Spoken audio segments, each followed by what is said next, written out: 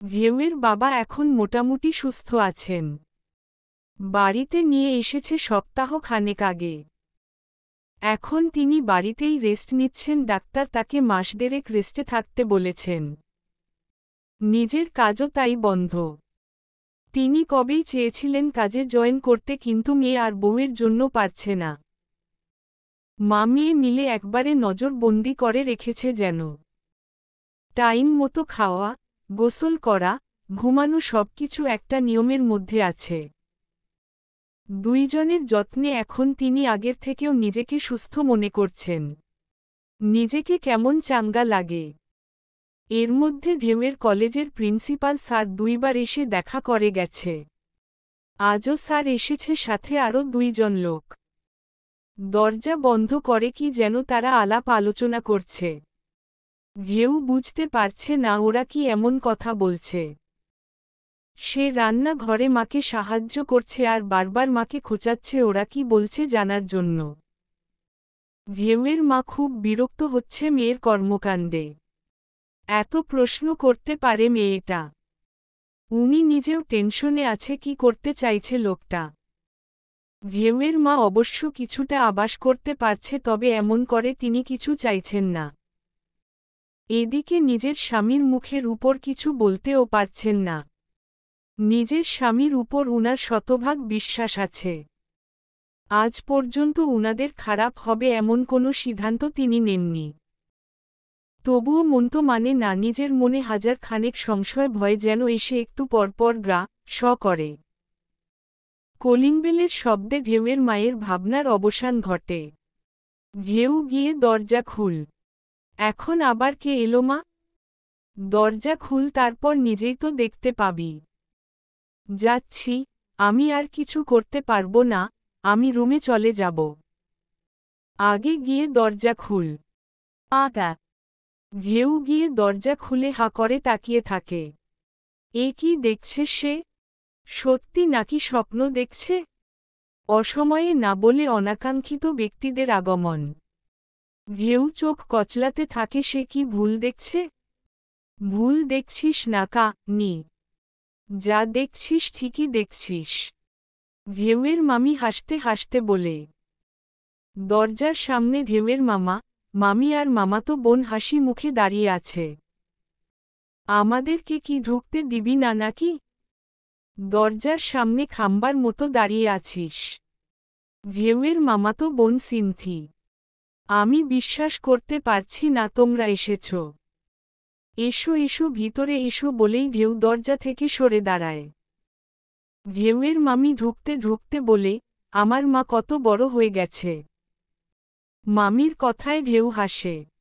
মামা মামি ভিতরে চলে যায়। আচ্ছা সিনথি, তুই কি সত্যি এসেছিস? না, মিথ্যে এসেছি। সন্দেহের গন্ধ পাচ্ছি আমি। তোকে কত বলেও আনতে পারি না, আজ নিজে নিজে এসেছিস। ঘোর সন্দেহ। ডিটেকটিভ হওয়ার নাটক করছিস? কিন্তু তুই ফেল, বুঝলি? কি নাও? আসল কারণ তোর মোটা মাথায় এখনো ধরতে পারেনি। আমি কিছুই বুঝতে পারছি না। বুঝার লোক আসতেছে, সে সব বুঝিয়ে দিবে আদর করে করে। চোখ মেরে কথাটা বলে সিনথি। ডরা। রুমে চল ভো ডিটেকটিভ। কথাটা বলে সিনথি ঢেউয়ের রুমে চলে যায়। সিনথির ডিটেকটিভের কথায় মনে হলো আজ তুরাগের ফিরে আসার কথা। সেই গুরুত্বপূর্ণ কাজ থেকে। কতদিন কথা হয় না লোকটার সাথে। মেসেজ অপশনে কত শত মেসেজ দিয়েছে ঢেউ বলার বাইরে। লোকটাকে প্রতি সেকেন্ডে সেকেন্ডে সে মিস করেছে, কিন্তু লোকটা কি তাকে করেছে?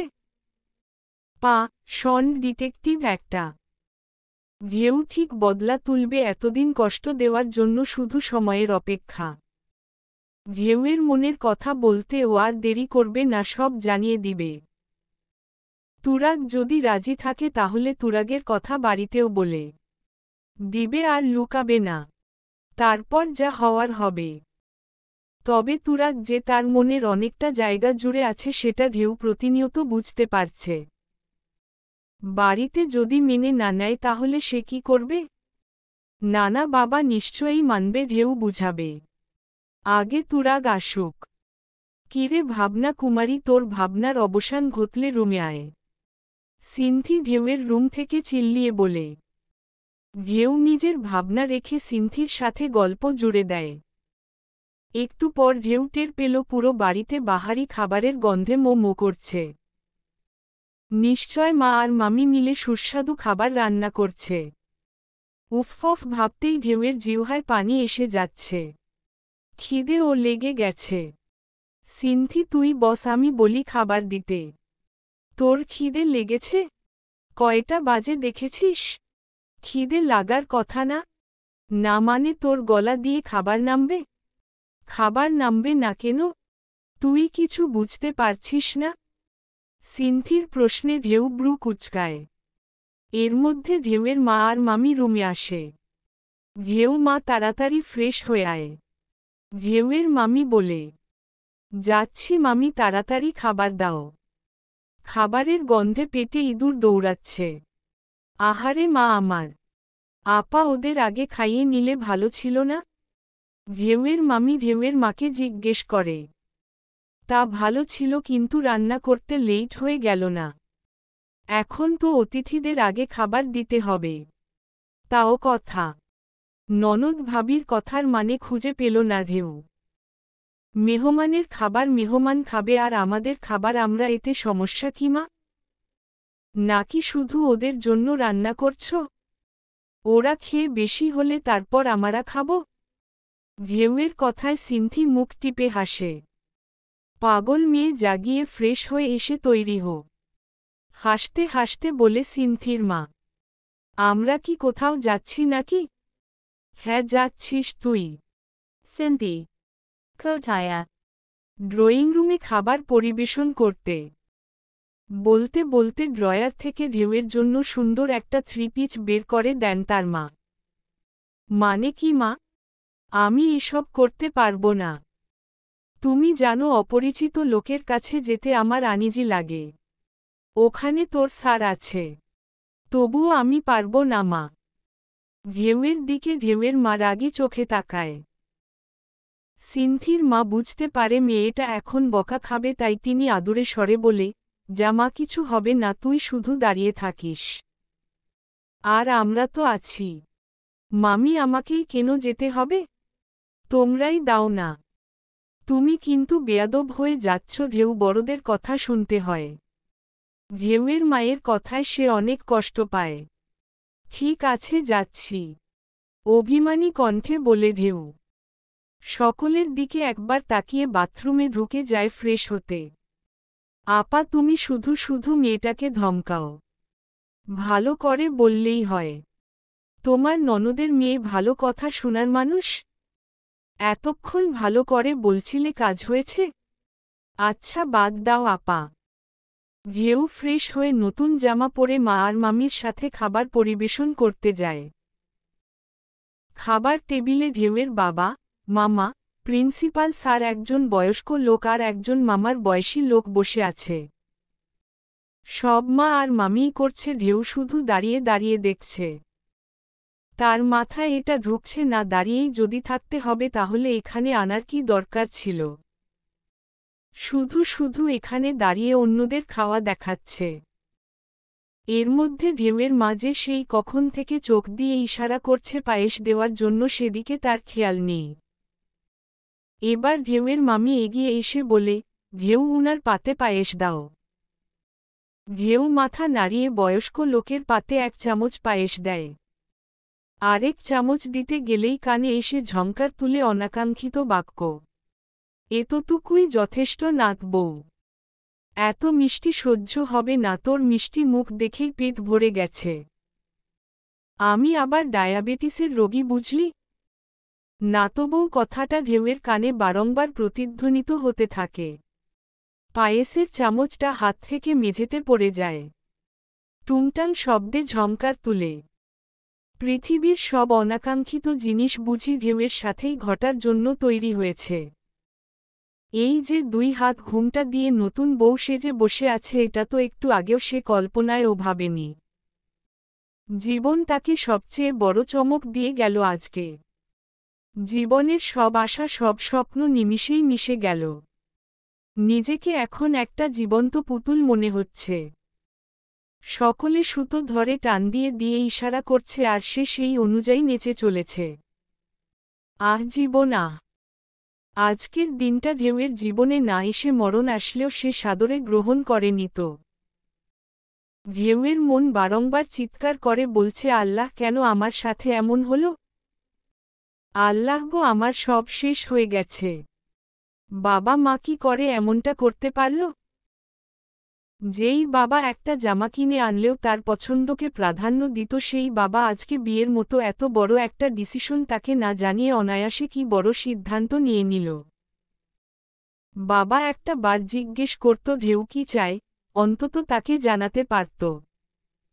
না, হার ভাবতে পারছে না কিছু। মাথা হ্যাং হয়ে আছে। রুম ভর্তি মানুষজন বসে আছে। সকলেই গল্প গুজব নিয়ে ব্যস্ত। ঢেউ সেখানে রোবট। ঢেউয়ের মনে এখন উদ্ভট ইচ্ছে জাগছে, আচ্ছা সে যদি দুতলার বারান্দা থেকে লাফ দেয়? না না, এটা সে পারবে না। একটা কাজ করা যায়, সকলে যখন চলে যাবে চুপি চুপি সে তুরাগের কাছে চলে যাবে। হ্যাঁ, এটাই করবে সে। তুরাগের কাছে চলে যাবে। একজন অচেনা, অজানা, অপরিচিত লোকের সাথে সে থাকবে না। থাকত তাও যদি তার কেউ না থাকত। কিন্তু সে তো তুরাগকে ভালোবাসে। তার তুরাগ আছে। আচ্ছা, তুরাগ কি তাকে মেনে নিবে? কেন মেনে নিবে না? এতে তো তার কোনো দোষ নেই। সকলে ধরে বেঁধে একটা লোকের গলায় ঝুলিয়ে দিয়েছে তাকে। এই অপরিচিত লোককে ঢেউ কখনো মেনে নিবে না। এতে যা হওয়ার হবে। ঢেউ আর কিছু ভাবতে পারছে না, মাথাটা ছিঁড়ে যাচ্ছে ব্যথায়।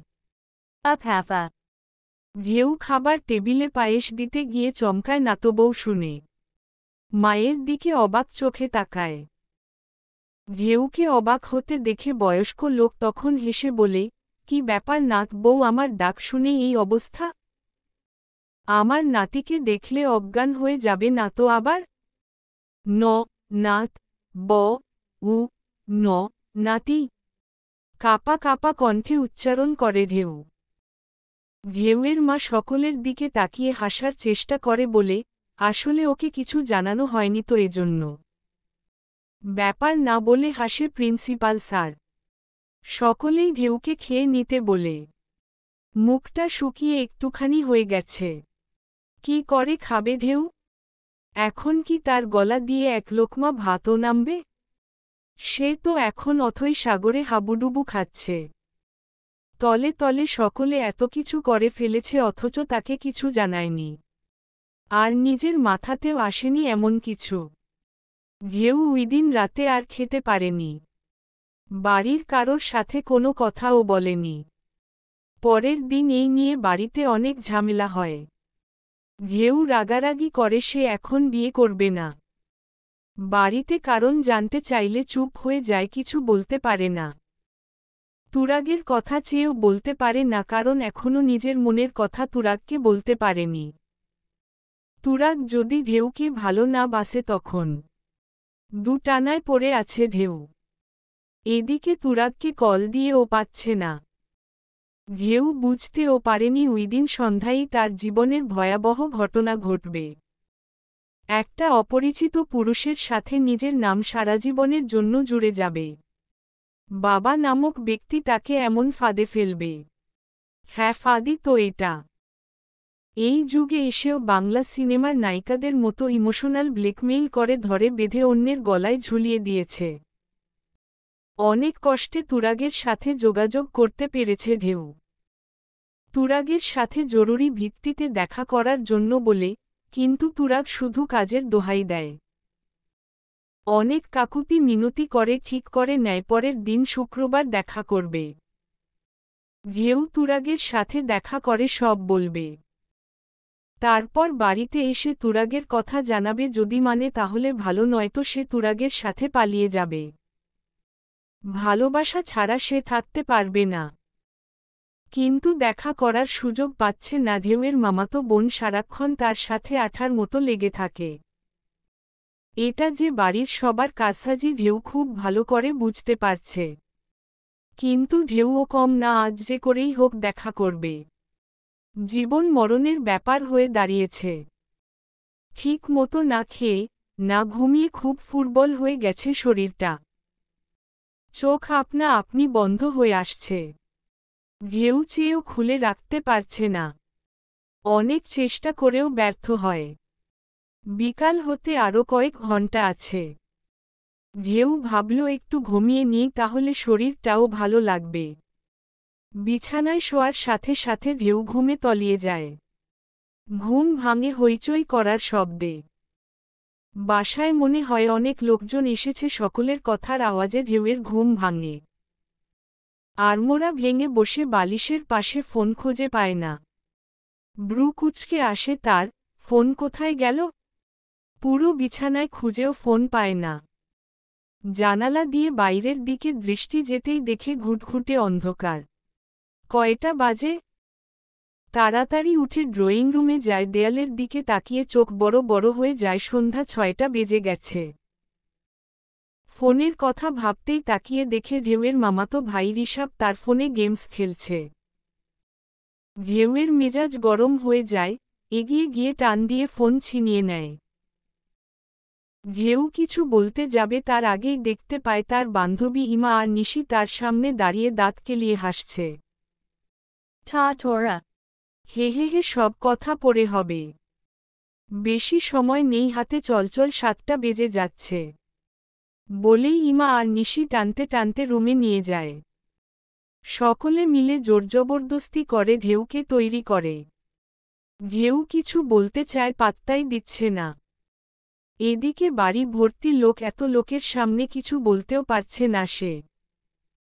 বাবার জন্য আজ নিজের জীবন অচেনা ব্যক্তির সাথে চিরদিনের জন্য বেঁধে গেল। বাবা সুইসাইড করার হুমকি দিয়ে ঢেউকে বাধ্য করল এই বিয়ে করতে। বাবার উপর এক আকাশ সমান অভিমান জমেছে ঢেউয়ের। সে আর কোনোদিন বাবার সাথে কথা বলবে না। বাবা তার কথা একটি বার ভাবল না, সেও ভাববে না আর। ঢেউয়ের কাছের সকলে তার সাথে বেইমানি করল। কেউ তার আপন না, কেউ না। ঢেউয়ের ভাবনার অবসান ঘটে তার মামির নিয়ে আসা খবরে। বর নাকি ইমার্জেন্সি কাজে চট্টগ্রাম চলে গেছে। আজকে ঢেউকে নিয়ে যাওয়ার কথা থাকলেও নেওয়া হচ্ছে না। আপাতত সকলের ডিসিশন ঢেউ এখানেই থাকবে। এসব শুনেও ঢেউয়ের কিছু যায় আসে না। এতদিনের নিজের মনে করা বাড়িটাও এখন নিজের লাগছে না। আর না লাগছে এই মানুষগুলোকে নিজের। এখান থেকে পালাতে পারলে ঢেউ বাঁচে। সে ঠিক পালিয়ে যাবে। দরকার পড়লে কাজ করে খাবে, যদি তুরাগ তাকে মেনে না নেয় তবুও এখানে থাকবে না, আর না ওই অদেখা, অচেনা, অজানা লোকের সাথে সংসার করবে। পরের দিন খুব ভোরে ঘুম থেকে উঠে ছোট্ট একটা ব্যাগে নিজের প্রয়োজনীয় অল্প কিছু জিনিসপত্র গুছিয়ে নেয়। সকলে ঘুম থেকে উঠার আগেই ঢেউ চলে যাবে এখান থেকে। টিপটিপ করতে করতে ঢেউ এগিয়ে যায় মেইন দরজার দিকে। আশেপাশে ভালো করে দেখে নেয় কেউ আছে নাকি। আস্তে করে মেইন দরজা খুলতেই পিছন থেকে আওয়াজ আসে, কোথায় যাচ্ছ? ঢেউ কোনো উত্তর দেয় না। চুপচাপ দাঁড়িয়ে থাকে, চোখ মুখ কুচকে শুকনো ঢুক গিলে। মনে মনে বলে, ধরা খেয়ে গেলাম। এবার কি হবে? বাবা কি মারবে? কি হলো ঢেউ? বাবার কণ্ঠে ঢেউ ভাবনা থেকে বের হয়ে আসে। হাঁটতে যাচ্ছ নাকি? কিন্তু এখনো তো ভোরের আলো ফুটেনি। ঢেউ কিছু বলছে না দেখে নিজেই জিজ্ঞেস করে। ঢেউ এতক্ষণ ভয় পাচ্ছিল ধরা পড়ে গেছে এই ভেবে। বাবার প্রশ্নে হুঁশ আসে তার। ব্যাগ নিয়ে বের হয়নি। চেক করতে এসেছিল কেউ উঠেছে নাকি, আর দরজা খুলে রাখতে এসেছিল। ভাগ্যিস ব্যাগটা নিয়ে আসেনি, বড় বাঁচা বেঁচে গেছে। হ্যাঁ, হাঁটতে যাচ্ছি একটু। Do. কোনো দরকার নাই। চুপচাপ রুমে যাও। এখন তুমি ম্যারিড, মাথায় রেখো। নিজের স্বামী আছে, তার কথা মতো চলবে। তুমি আমার জীবনটা শেষ করে দিয়েছ বাবা। এর থেকে ভালো ছিল মেরে ফেলতে একবারে। এই তিলে তিলে মরার চেয়ে একবারে মরে যাওয়া ভালো ছিল। কাঁদতে কাঁদতে বলে ঢেউ। Do. ঠিকই বলেছি আমি। ঢেউয়ের বাবা এগিয়ে আসে মাথায় হাত দেওয়ার জন্য, কিন্তু ঢেউ সরে যায়। দরকার নেই বাবা গাছের গোড়া কেটে আগায় পানি দেওয়ার। ঢেউয়ের বাবা কিছু বলতে যাবে তার আগেই ঢেউ নিজের রুমে চলে যায়। ঢেউয়ের বাবা নিজের মেয়ের যাওয়ার দিকে এক দৃষ্টিতে তাকিয়ে থাকে। চোখের কোণে পানির আভাস পাচ্ছেন। মেয়েটা কি বলে গেল? তার বাবা এতটাই খারাপ? বাবা তো তার ভালোর জন্যই করেছে এসব। তার ভবিষ্যতে ভালো করার জন্যই জোর করে বিয়ে দিয়েছে। ঢেউয়ের বিয়ের 2 দিন দেখতে দেখতে চলে যায়। বাড়িতে থাকা সকল আত্মীয় স্বজনও আস্তে আস্তে চলে যায়। ঢেউদের বাড়ি এখন পুরোই ফাঁকা। আগের মতো তারা আবার 3 জন হয়ে গেছে। ঢেউ বাড়ির কারো সাথেই এখন কথা বলে না। বাবা মা যখন বুঝাতে আসে চুপচাপ শুধু শুনে কোনো উত্তর দেয় না। বাবা মা ঢেউয়ের দিকে তাকিয়ে দীর্ঘ শ্বাস ছাড়ে। ঢেউ এই 2 দিন তুরাগের সাথে যোগাযোগ করতে পারেনি। কি জানি কি হয়েছে, ঢেউয়ের মেসেজ সেন্ড হয় কিন্তু ডেলিভার্ড হয় না। তুরাগের আইডির পিকটাও শো করে না। ফোন নাম্বারে কল দিলে ব্যস্ত দেখায়। ঢেউ সব দিক দিয়ে এখন অসহায়। তার একুল অকুল কোনো কুলি নাই। কথায় আছে না, অভাগী যেদিকে যায় সাগর শুকায়, ঢেউয়েরও ঠিক তাই মনে হচ্ছে এখন।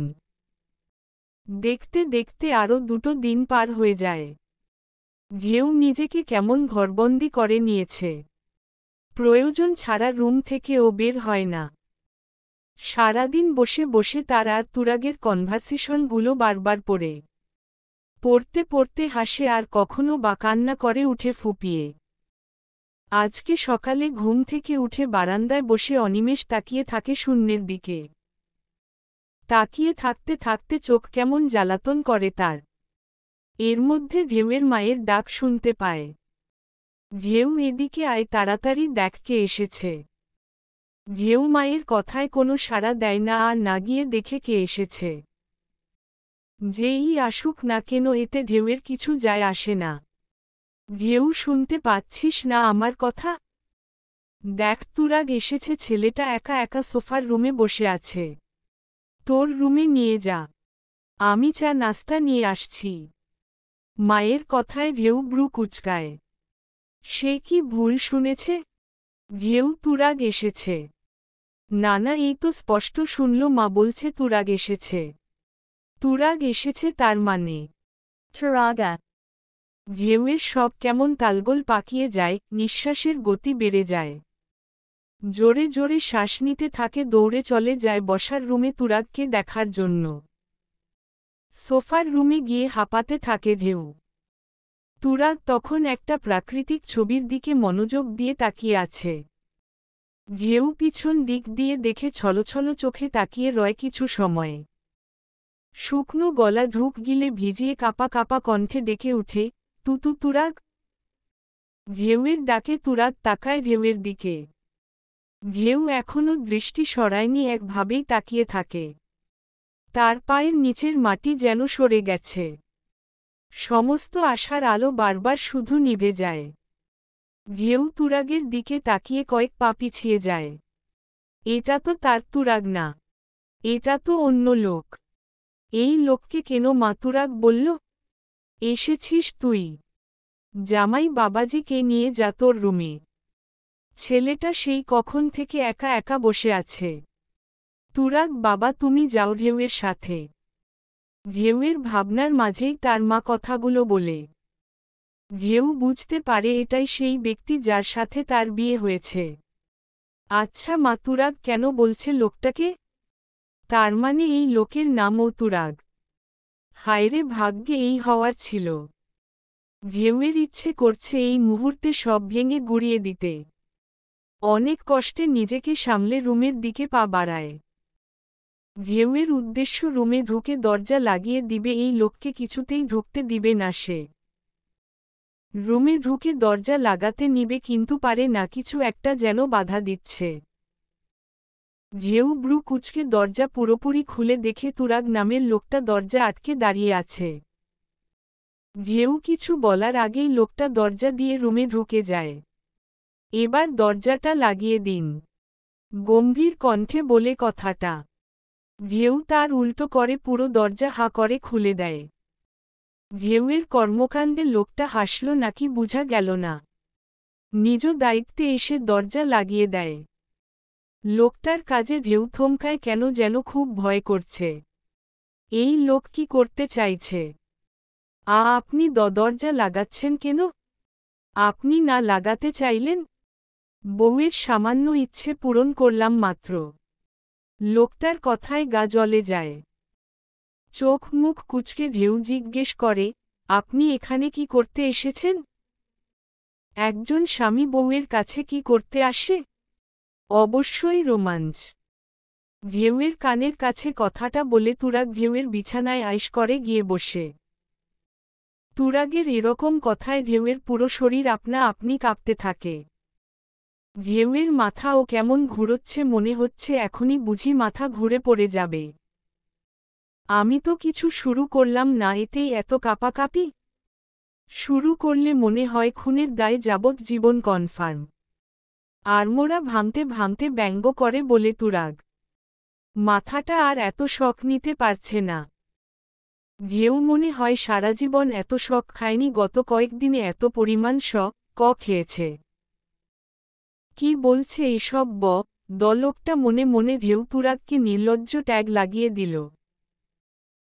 ইচ্ছে করছে কয়েকটা লাগিয়ে দিতে, কিন্তু না, লোকটার যেই দানবের মতো শরীর, ঢেউকে এক আঙুল দিয়ে খোঁচা দিলেই মনে হয় পড়ে যাবে। ঢেউ আর চোখে একবার তাকায় তুরাগের দিকে, এত লম্বা পালোয়ানের মতো দেখতে লোকটাকে। লোকটার সামনে ঢেউয়ের নিজেকে নিতান্তই বাচ্চা মনে হচ্ছে। মনে হচ্ছে হাতির পাশে মশা। ছি ঢেউ, এসব তুই কি ভাবছিস? এসব ভাবনা বাদ দিয়ে এই লোককে তাড়ানোর বুদ্ধি ভাব। লোকটার মতিগতি একদম ভালো না, কখন না জানি স্বামিত্ব ফলাতে চায়। ঢেউয়ের ভাবনার মাঝেই দরজায় নখ পড়ে। মা এসেছে ভেবে স্বস্তির নিঃশ্বাস ছাড়ে। এবার কোনো সুযোগে ঢেউ এখান থেকে চলে যাবে। কিন্তু ঢেউয়ের ভাবনাকে ভেস্তে দিয়ে তুরাগ নিজেই দরজা খুলে। সরি তোমাদের ডিস্টার্ব করার জন্য। কিছু টুকটাক খাবার এনেছিলাম, হাসি মুখে বলে ঢেউয়ের মা। সমস্যা নেই মা, আমার কাছে দিন, বলেই তুরাগ ট্রেটা নিজেই নিয়ে নেয়। তুরাগের মুখের মা ডাক শুনে থমকে যায় ঢেউয়ের মা। উনি কখনো কল্পনাও করেননি তুরাগ এত সহজে মা ডাকবে উনাকে। খুশিতে মনটা ভরে যায়। মাথায় হাত বুলিয়ে দোয়া করে দেয় তুরাগকে। তুরাগের মুখ দেখে কিছু বুঝার উপায় নেই। সেই নির্বাকভাবে ঢেউয়ের মায়ের সাথে কথা বলে দরজাটা আবারও লাগিয়ে দেয়। কফির কাপ উঠিয়ে চুমুক বসায় তুরাগ। ঢেউ চুপচাপ পর্যবেক্ষণ করছে সব। লোকটা কেমন গম্ভীর মুখে কফি খাচ্ছে। আপনার মা দেখি ভালোই কফি বানান, আই লাইক ইট। ঢেউ চুপচাপ দাঁড়িয়ে আছে, কোনো উত্তর দেয় না। আপনি কফি বানাতে পারেন? না। সোজাসাপটা উত্তর দেয় ঢেউ। তাহলে কফি বানানোটা আপনার মায়ের থেকে শিখে নিবেন। আপনার বরের আবার প্রতি বেলায় বেলায় কফি লাগে। ঢেউ মনে মনে বলে, শখ দেখলে বাঁচি না। আসছে কফি খোর, উনাকে নাকি আবার আমার কফি বানানো শিখে প্রতি বেলায় বেলায় করে খাওয়াতে হবে। দলোক একটা। আমি তো তোদের বাড়িতেই যাব না, আবার আসছে কফি খেতে। আপনি কি কথা কম বলেন নাকি? কিন্তু এমনটা তো মনে হচ্ছে না। আমার সাথে কি কথা বলতে আনকমফোর্টেবল ফিল করছেন? এতক্ষণে বুঝতে পারছে মনে মনে মুখ ভেঙচি দেয় ঢেউ। বলতে গিয়েও চুপ হয়ে যায়। হ্যাঁ বলতে চেয়েছিল মনে মনে, কিন্তু মুখেই আওয়াজ করে বলে ফেলেছে। তুরাগ কিছু সময় তাকিয়ে থাকে ঢেউয়ের দিকে। ঢেউ হাত কোচলাচ্ছে আর দাঁত দিয়ে বারবার ঠোঁট কামড়াচ্ছে। এখানে বসুন, কতক্ষণ দাঁড়িয়ে থাকবেন আপনি? ঢেউ কিছু বলে না। আপনার মুখ এমন শুকনো কেন? খাওয়া দাওয়া করছেন না ঠিক মতো? চোখের নিচেও দেখছি ডার্ক সার্কেল পড়ে গেছে। আপনি কি কোনো কারণ নিয়ে টেনসড? আমি কিছু জিজ্ঞেস করছি, কিছুটা জোর গলায় বলে তুরাগ। কি কিছু না? বলবেন না আমাকে? Okay fine. ভালো থাকবেন, আমি চলে যাচ্ছি। বলেই তুরাগ কফির কাপ সাইড টেবিলে রেখে বসা থেকে উঠে চলে যেতে ধরে। কয়েক কদম দিয়ে দাঁড়িয়ে ঢেউয়ের দিকে ফিরে বলে, আপনাকে জাস্ট 2 দিন সময় দিলাম ঢেউ, নিজেকে ঠিক করার। আগের মতো হয়ে যান, নয়তো 2 দিন পর আপনার ঠিকানা হবে আমার বাড়ি। আপনাকে তখন ঠিক করব আমি। এবার আপনার হাতে সব, আপনি নিজে নিজে ঠিক হবেন নাকি আপনার স্বামীর হাতে ঠিক হবেন? আপনার যেমনটা ইচ্ছা। কথাগুলো বলে মুহূর্তের মধ্যে তুরাগ চলে যায়। ঢেউ তুরাগের যাওয়ার দিকে তাকিয়ে আছে। লোকটা কি বলে গেল? লোকটা নীরবে হুমকি দিয়ে গেল তাকে। ঢেউ তুরাগের কল বা মেসেজের অপেক্ষায় থাকে, কিন্তু লোকটা তাকে আর মেসেজ বা কল কিছু দেয় না। হুট করে কি হলো বুঝতে পারছে না। আচ্ছা, কোনোভাবে কি জানতে পেরেছে ঢেউয়ের বিয়ে হয়ে গেছে?